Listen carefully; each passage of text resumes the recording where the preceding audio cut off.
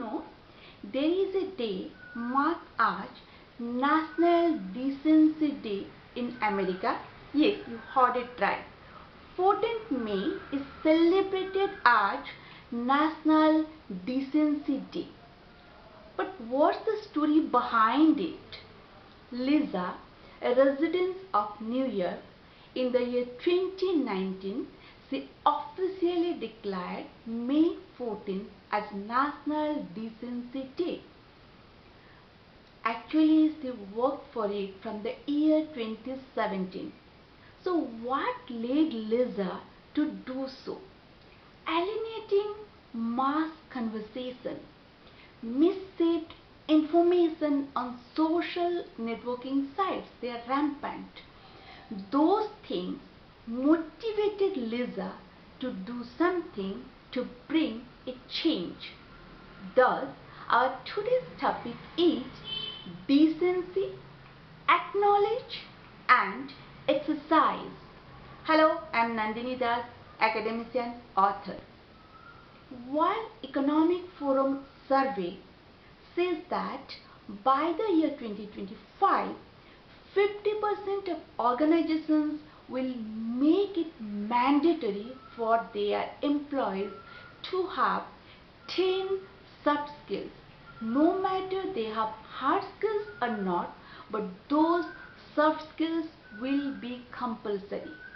Some of them are active learning, critical thinking and analysis, learning technology, flexibility, and decency is the root of all these soft skills. If you practice decency, then easily you can master these soft skills. So what is the lexical meaning of decency? In your behavior, you should conform to a standardized mannerism or respectability. That is called decency. Sometimes what happens, you think that you are decent in your accent and your behavior, but for some other people it is not. So why this happens? There are certain elements which makes people to, for one person it is right, while for another person it is not right. So we have to acknowledge those elements. Here we are going to discuss three elements. One is culture, number two is ignorance, and number three is preconceived notion. These elements, they make you to, sometimes you might be puzzled that why something is right for one person and wrong for another person. So number one element is culture. You raised in one culture which is right in your culture that might be wrong in another culture. Take for instance, in Western culture it is common to call the teacher by their name. But in Asia, if we call the teacher by name, then that is insulting to the teacher. While in Asia also in colleges, when foreign teachers are coming, they call foreign teachers by name, but the indigenous teacher just like ma'am, sir or whatever in their respective languages. So this is the difference between culture. In one culture this is perfect, another culture it is not. Then number two element is ignorance. Lack of knowledge about certain thing, and at the same time your hyper behavior becomes disrespectful. I'll give one of my personal example. Most of you must know that 31st May is observed as No Tobacco Day. And last year in 2020, on that day, I wrote an article and posted that on my social networking sites. Next day, when I went outside, one woman came in front of me. She was stranger to me. The way she was looking at me, it seems she was angry, and intentionally she spitted in front of me. I just ignored her and I went. Then I realized that this lady doesn't know me and she doesn't understand a single word in English, and my article was written in English language. How come she understood those things? That means she heard that from someone else, and who has told her may not be understood the whole theme of the gist of the article, or doesn't want to understand, but they thought that they took that personally, and what they do that they became more confrontational towards me. They don't understand that it is for their well-being, not only for them. I don't know those persons. This is internationally these days observed for the well-being of everybody who takes tobacco in different forms, maybe chewing, maybe smoking, whatever it is. You are not my personal enemy, even I don't know you. But to hide their own weakness, and they couldn't find someone else nearby there, and they found nearby me as a sub-target and tried to attack me. This is their indecency out of ignorance. The number 3 element is preconceived notion, those ideas laying in your mind for years, or maybe from the sources you got those ideas, maybe those are wrong sources. One example, there is a preconceived notion that in sports there is certain limit. Before that limit you can participate, after that limit of age you can't participate. But that is wrong, because and that has been proved before, and the recently finished Tokyo Olympic proved that. In recently this month finished 11th August, the Tokyo Olympic finished, that the youngest participant was 13-year-old girl, and the oldest was 66-year-old woman who was participating in gymnastics. Just imagine, in gymnastics. Not only that, before years, another lady, sportswoman in her 60s, she also won medal.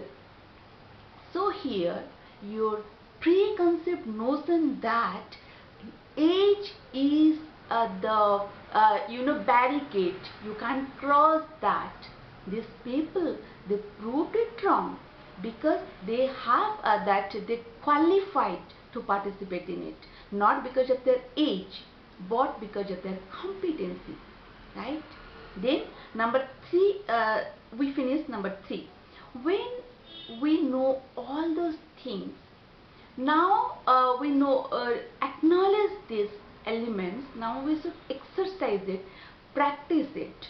To practice, we'll discuss 3 more points there. One is filtered self-talk, 2 is watch your manners, and 3 is expand your outlook. So what is filtered self-talk? Filtered self-talk means the way you think that comes out in your words, whether you speak or you write. Then your words becomes your action or maybe habit. That's why you should think first before whatever I'm thinking that is right or wrong. But with these 3 elements we discussed now, sometimes it is right for you, maybe wrong for other person. So there should be some parameter to know that what is right or what is wrong. There are 2 parameters always one should consider. One is legitimacy, 2 is ethical. When you know this legitimacy and ethical, then you will be decent, right? Or if somebody is doing what somebody is doing that, then you will behave in a decent manner.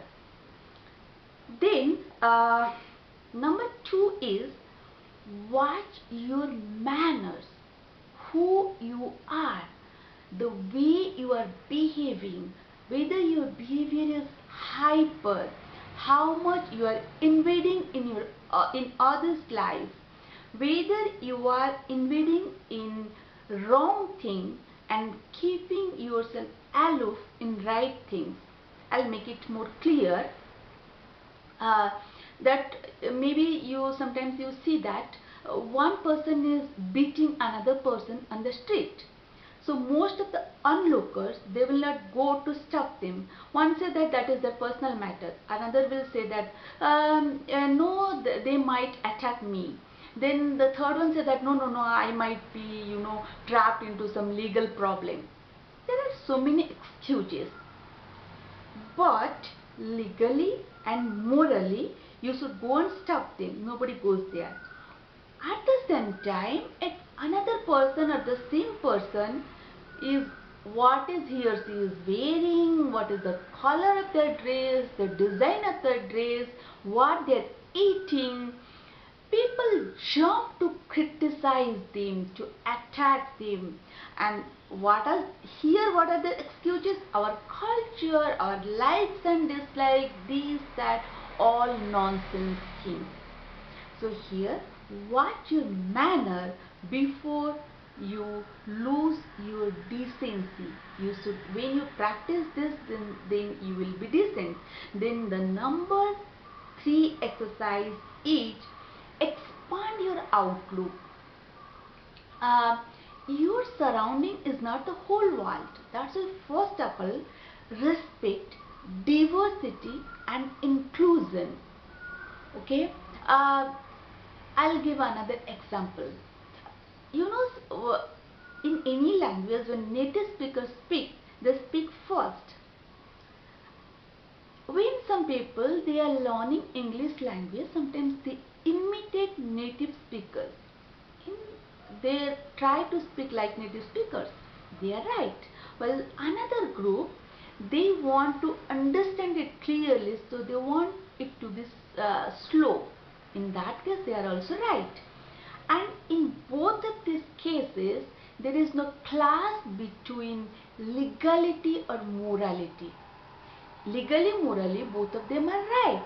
So you can generalize them to one point that it is right and it is wrong, because one outfit doesn't suit to all size, right? Now you understand how to exercise your decency. Yet I have another bonus point for you. That is, no matter whether you are familiar or you are not familiar, but you should with a person or some circumstances, incidences, but you shouldn't be harsh. And mostly when you see those two parameters, one is legitimate, one is ethical. You should not be no matter what is your culture, what is your personal likes and dislikes, what is the tradition, we people like do that, those all things doesn't matter, right? Then that makes you decent. To practice your decency and all those points we discussed here, you can watch. I have some more videos. Those videos, like one is being politically right, emotional intelligence, effective listening, and contextual thinking. All those things, those will help you to practice your decency, how you can decide what is right, what is wrong. And I will mention all those links in the description box, and you can watch them too. So see you next time. Till then, when next time I'll come, you be decent, practice your decency. That will not good for others, but that will also make you an attractive person. See you next time. Till then, bye bye.